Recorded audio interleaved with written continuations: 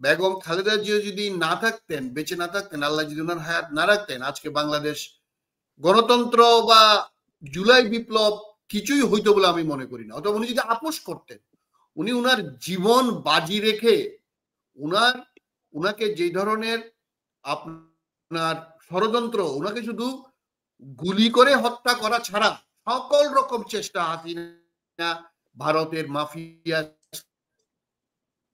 Establishment করছে। বাংলাদেশে শহীদ রাষ্ট্রপতি জিয়াউর রহমানের শাহাদাত বরণের পর বাংলাদেশের প্রধান রাজনৈতিক যে তিনটা চরিত্র ছিল, বেগম খালেদা জিয়া, হোসেন মোহাম্মদ এরশাদ এবং শেখ হাসিনা, এই শেখ হাসিনা এবং হোসেন মোহাম্মদ এরশাদ বাংলাদেশের মানুষের কাছে ভিলেনে পরিণত হয়েছিল এবং এই ভিলেনদেরকে বাংলাদেশের মানুষ সেইভাবেই বিদায় করছে।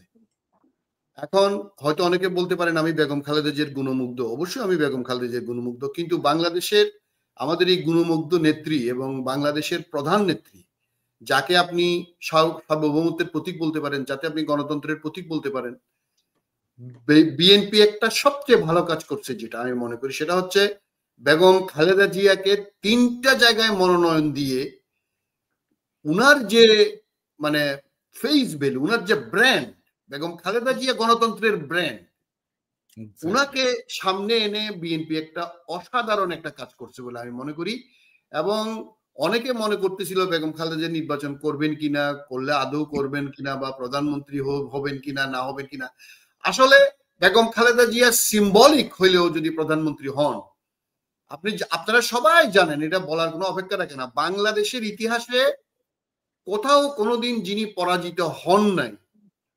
এবং আমার মনে হয় বেগম খালেদা জিয়ার শত্রুরাও বিশ্বাস করবে যে বেগম খালেদা জিয়া যদি না থাকতেন, বেঁচে না থাকতেন, আল্লাহ যদি ওনার হায়াত না রাখতেন, আজকে বাংলাদেশ গণতন্ত্র বা জুলাই বিপ্লব কিছুই হইতো বলে আমি মনে করি না। অথবা উনি যদি আপোষ করতেন, উনি উনার জীবন বাজি রেখে উনাকে যে ধরনের আপনার ষড়যন্ত্র, উনাকে শুধু গুলি করে হত্যা করা ছাড়া সকল রকম চেষ্টা হাসিনা ভারতের মাফিয়া এস্টাবলিশমেন্ট করছে। তো বিএনপিকে এই জন্য আমি প্রথমে ধন্যবাদ দিই, বিশেষ করে তারেক রহমান সাহেবকে, যে উনার মা শুধু না, উনি বাংলাদেশের ইতিহাসের এক বিশাল অধ্যায় ভবিষ্যতে ঐতিহাসিকরা হয়তো লিখবেন, যে বেগম খালেদা জিয়া বাংলাদেশকে, জিয়াউর রহমান ৭৫ সালে বাঁচিয়েছেন এবং গত ২০-২৫-৩০ বছর ধরে বেগম খালেদা জিয়া বাংলাদেশের গণতন্ত্রের রক্ষক।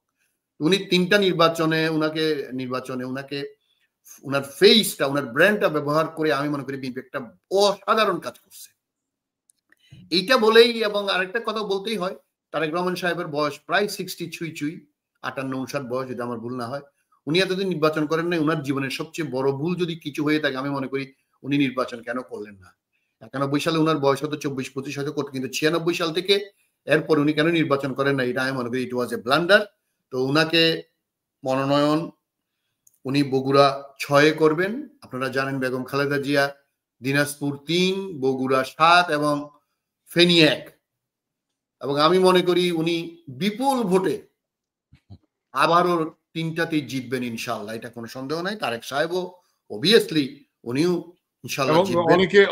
অনেকে বলছে শুধু 3টা না, খালেদা জিয়াকে যদি 10টা আসনেও দেওয়া হতো, যদি মানে সুযোগ থাকতো, উনি 10টা আসনে জিততেন। অনেকে টিটু ভাই, আপনার মনে থাকবে এখন 3টা আসনের বেশি নির্বাচন করতে পারেন না, সংশোধনী আনছে। আপনি জানেন এরশাদের আমলে খালেদা জিয়া 150টা আসন নির্বাচন করারও কথা উঠছিল, তখন ওইটাকে লিমিটেড করছিল 5টাতে, এখন করছে 3টাতে। তো সুতরাং আমি আপনার সাথে একমত, বেগম খালেদা জিয়া একটা সিম্বল, বা গণতন্ত্রের সিম্বল, সার্বভৌমত্বের সিম্বল। উনাকে মানুষ অন্যরকম সম্মান করে, এতে কোনো সন্দেহ নেই।